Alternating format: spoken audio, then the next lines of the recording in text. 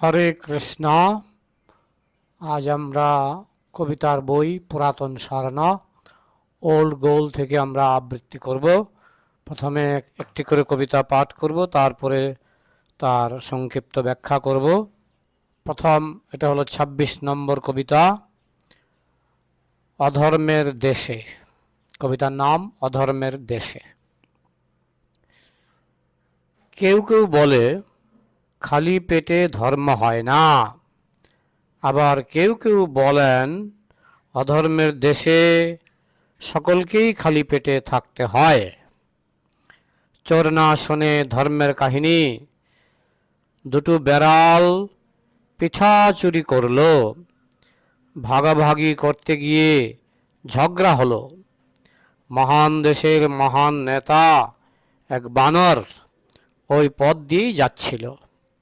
বেড়ালের অনুরোধে পিঠা ভাগ করতে এসে নিজের পেট ভরে ওই পিঠা খেয়ে নিল। অধার্মিক প্রজা অধার্মিক রাজা দেশে দুর্ভিক্ষ নিয়ে এলো। চোর প্রজা আর গুন্ডা রাজার দেশে অধর্মের বন্যা বয়ে যায়। অধর্মের দেশে মানুষকে খালি পেটেই থাকতে হয়। অধার্মিক উগ্রপন্থী অসংখ্য খালি পেটের সৃষ্টি করছে। অধার্মিক রাজনৈতিক নেতা আর ক্যাডারদের সৃষ্ট এই উগ্রপন্থী দলগুলি সময় সময় বিশুদ্ধ ধর্মের নামে কলঙ্ক লেপার চেষ্টা করে। ধর্মের নাম ভাঙিয়ে দাঙ্গা করে। চৈতন্যদেব কি দাঙ্গা করেছিলেন? বিশুদ্ধ ঘিতে ডালডা নেই, বিশুদ্ধ ধর্মে দাঙ্গা নেই। বিশুদ্ধ রাজনীতিতে তাই ধর্ম চাই। অধর্মের দেশে সকলকেই খালি পেটে থাকতে হয়। কুকুর আর বিড়ালের দেশে বানরের নেতৃত্বে অহর্নিশ শুধু খালি পেটেরই জন্ম হয়। তো সহজ কবিতা এটা, তবু আমি একবার ব্যাখ্যা করে যাচ্ছি। অধর্মের দেশে, যে দেশে অধর্ম সেই দেশে সমস্ত রকমের সমস্যা থাকবে। অনেকে বলে ধর্ম আছে বলেই সমস্যা, কিন্তু এই কবিতার উদ্দেশ্য হলো যে ধর্মের নাম ভাঙিয়ে যদি অধর্ম প্রবেশ করে বা অধর্মের নামে যদি অধর্ম প্রবেশ করে তাহলে দেশে সমস্যা থাকবেই। তো কেউ কেউ বলে খালি পেটে ধর্ম হয় না। তা এখন পেট ভরলেই ধর্ম হয়ে যাবে, তাই যদি হতো তাহলে সমস্ত ডাকাতের পেটে, হ্যাঁ, তাদের পেট তো আর খালি পেট থাকে না। চোর ডাকাত অনেকেরই একেবারে, হ্যাঁ, তারা অনেকেই পেট ভরে খায়। হ্যাঁ, তো খালি পেটে ধর্ম হয় না কথাটা যদিও ক্ষেত্র বিশেষে প্রযোজ্য, কিন্তু এটাও ঠিক যে যারা অধার্মিক তাদের কিন্তু খালি পেটে থাকতে হয় না। আমরা দেখেছি বহু অধার্মিক লোক, তাদের প্রচুর খাওয়া দাওয়া জোটে। আবার কেউ কেউ বলেন অধর্মের দেশে সকলকেই খালি পেটে থাকতে হয়। এটা আবার পাল্টা যুক্তি, যে দেশে অধর্ম বেশি সে দেশে চুরি চামারি বাটপারি, এইসব বেশি হবে, এবং সেখানে সকলকেই খালি পেটে থাকতে হবে। চোরে না শোনে ধর্মের কাহিনী, দুটো বেড়াল পিঠা চুরি করেছিল, ভাগাভাগি করতে গিয়ে ঝগড়া হলো। এই যে পিঠা ভাগাভাগি করতে গিয়ে তাদের মধ্যে ঝগড়া হয়ে গেল। মহান দেশের মহান নেতা কোনো এক বানর ওই পথ দিয়ে যাচ্ছিল। তখন বিড়ালেরা ওই বানরকে অনুরোধ করলো, হে নেতা, আমরা এই পিঠাটা চুরি করেছিলাম, তো ভাগাভাগি করতে গিয়ে আমাদের মধ্যে ঝগড়া হচ্ছে, আপনি কি পিঠাটা একটু আমাদের মধ্যে সমানভাবে ভাগ করে দেবেন? তখন বানর গিয়ে ভাগ করার নাম করে ওই পিঠাটা খেয়েই নিল। তো অধার্মিক প্রজা অধার্মিক রাজা দেশে দুর্ভিক্ষ নিয়ে আসে। দেশে দুর্ভিক্ষ নিয়ে এলো। রাজাও ধার্মিক, প্রজাও ধার্মিক, তাই দেশে দুর্ভিক্ষ চলে। চোর প্রজা আর গুন্ডা রাজার দেশে অধর্মের বন্যা বয়ে যায়। যে দেশে প্রজারা হচ্ছে চোর আর রাজা হচ্ছে গুন্ডা, সে দেশে তো অধর্মের প্লাবন বইতেই থাকবে। অধর্মের দেশে মানুষকে খালি পেটেই থাকতে হয়। অধর্মের উগ্রপন্থী, অধার্মিক উগ্রপন্থী অসংখ্য খালি পেটের জন্ম দেয়। দেশে টেররিস্ট আছে বলেই খালি পেটের সমস্যা বেশি। অধার্মিক রাজনৈতিক নেতা আর ক্যাডারদের সৃষ্ট এই উগ্রপন্থী দলগুলো সমস্ত সময় সময় সময় সময় বিশুদ্ধ ধর্মের নামে কলঙ্ক লাগার চেষ্টা করে। ধর্মের নাম দিয়েও কলঙ্ক লাগিয়ে দিতে পারে। তাই ধর্মের নাম ভাঙিয়ে ব্যঙ্গ করে। তারা নিজেরাই ধর্মের নাম ভাঙিয়ে কলঙ্ক রটায়, আবার ধর্মের নিন্দা করে। চৈতন্যদেব কি দাঙ্গা করেছিলেন? বিশুদ্ধ ঘিতে ডালডা নেই, বিশুদ্ধ ধর্মে দাঙ্গা নেই। বিশুদ্ধ রাজনীতিতেও তাই ধর্ম চাই। যারা রাজনীতিতে গিয়ে ধর্মের নিন্দা করে, বুঝতে হবে সেই রাজনীতিটাই বিশুদ্ধ নয়। বিশুদ্ধ রাজনীতিতেও ধর্ম চাই। অধর্মের দেশে সকলকেই খালি পেটে থাকতে হয়। কুকুর আর বিড়ালের দেশে বানরের নেতৃত্বে অহর্নিশ শুধু খালি পেটেরই জন্ম হয়। যেখানে কুকুর নেতৃত্ব দিচ্ছে, বানর নেতৃত্ব দিচ্ছে, যেখানে প্রজাগণ কুকুর এবং বিড়ালের মতো সমস্যা সৃষ্টি করতে পারদর্শী, সেখানে সব সময় খালি পেটের সৃষ্টি হবে। এখন আমরা ২৭ নম্বর কবিতাটি আবৃত্তি করব এবং পরে সংক্ষেপে তার ব্যাখ্যা করব। ২৭ নম্বর কবিতাটির নাম মুখে প্রস্রাব করি। অল্পজ্ঞ মানুষ যখন সর্বজ্ঞ হওয়ার ভান করে, তখন সে মনে করে আমার যুক্তি বেদের মতোই অভ্রান্ত। মানুষ মাত্রই ভুল হয়, ভুল মাত্রই মানুষ হয়। বিদ্যাসাগরের কথায় আমি যা জেনেছি এবং যা জানি না, এই দুয়ের মধ্যে তুলনা করে দেখলাম আমি কিছুই জানি না। নিউটনের কথায় আমি শুধু জ্ঞান সমুদ্রের কিনারে ২-৪টি নুড়ি নিয়ে খেলা করেছি, জ্ঞান সমুদ্রের জল আমি স্পর্শ করতে পারিনি। নোবেল বিজয়ী চার্লস টাউনের ভাষায় লেজার টেকনোলজি আমার আবিষ্কার নয়, ঈশ্বরের কৃপা মাত্র। মানুষ মাত্রই ভুল হয়, ভুল মাত্রই মানুষ হয়। মুনিনাঞ্চ মতিভ্রম, মতিনাঞ্চ মুনিভ্রম। সত্য সূর্যের মতো আর অল্পজ্ঞ মানুষের যুক্তি যেন অমাবস্যার অন্ধকার রাতের দুর্বল এক মোমবাতি। রামের যুক্তি ততদিনই বড় মনে হয় যতদিন শ্যাম না আসে। আবার যদু এসে শ্যামকেও হার মানায়, আবার মধু যদুকেও। যুক্তির কোনো শেষ প্রান্ত নেই। যারা যুক্তির শেষ প্রান্তে পার্মানেন্ট বাউন্ডারি দিতে চায়, তারাই সবচেয়ে বড় যুক্তিহীন।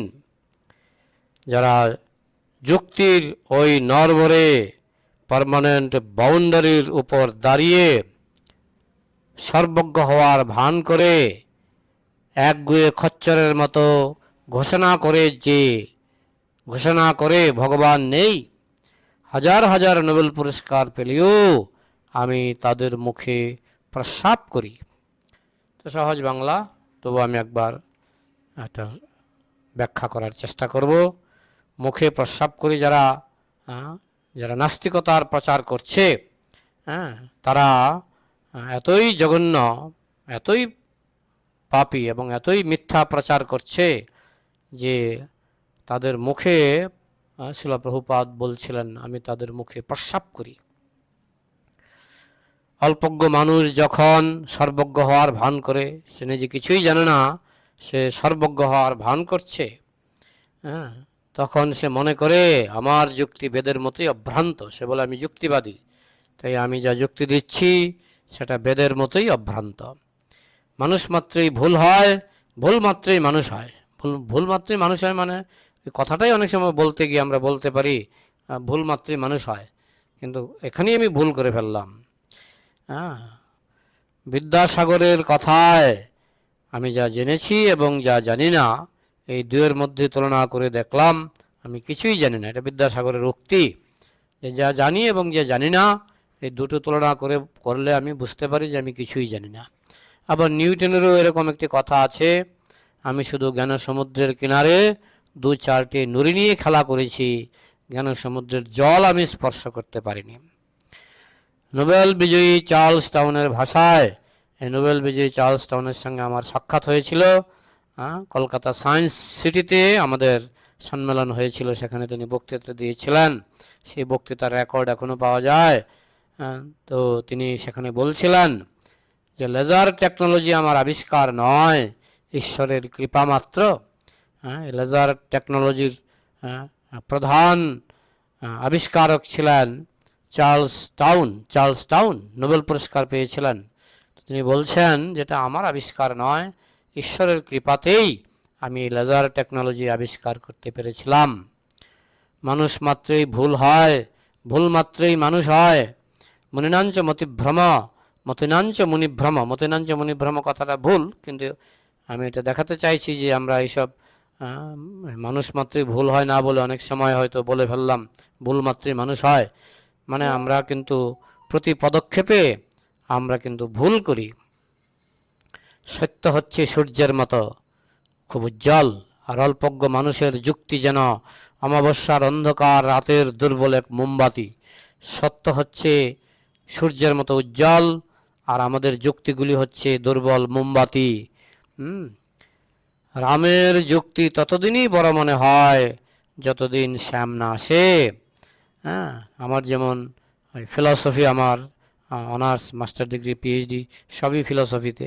তো সেখানে আমি দেখেছি যে কোনো লজিশিয়ান একটা একটা নিয়মের কথা তিনি বলেছেন, পরবর্তী লজিশিয়ান এসে সেটা ভেঙে দিয়েছেন, সেটা প্রমাণ করেছেন যে ওনার লজিকটা ঠিক নয়।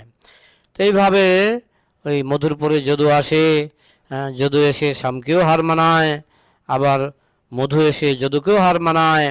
তো যুক্তির কোনো শেষ প্রান্ত নেই। যারা যুক্তির শেষ প্রান্তে দাঁড়িয়ে পার্মানেন্ট বাউন্ডারি দিতে চায় তারাই সবচেয়ে বড় যুক্তিহীন। যুক্তিগুলি হচ্ছে মোমবাতির আলোর মতো, আর প্রকৃত জ্ঞান হচ্ছে সূর্যের আলোর মতো। যারা যুক্তির ওই নরবরে পার্মানেন্ট বাউন্ডারির উপর দাঁড়িয়ে সর্বজ্ঞ হওয়ার ভান করে একগুয়ে খচ্চরের মতো ঘোষণা করে ভগবান নেই, এরা নিজেরাই অল্পজ্ঞ কিন্তু সর্বজ্ঞ হওয়ার ভান করে, বলে ভগবান নেই। তো তারা যদি হাজার হাজার নোবেল পুরস্কার পেলেও আমি তাদের মুখে প্রস্রাব করি। কথাটা আমার নয়, শিল প্রভুপাদ বলেছিলেন, আমি তার পুনরাবৃত্তি করেছি। যারা অল্পজ্ঞ হয়েও সর্বজ্ঞ হওয়ার ভান করে তাদের মুখে প্রস্রাব করা উচিত। আজকে শুধু আরেকটি কবিতা পাঠ করব, 28 নম্বর কবিতা, ছোট্ট কবিতা। কবিতার নাম বদ হজম। প্রথমে আবৃত্তি করব, তারপরে সংক্ষেপে ব্যাখ্যা করার চেষ্টা করব। বদ হজম।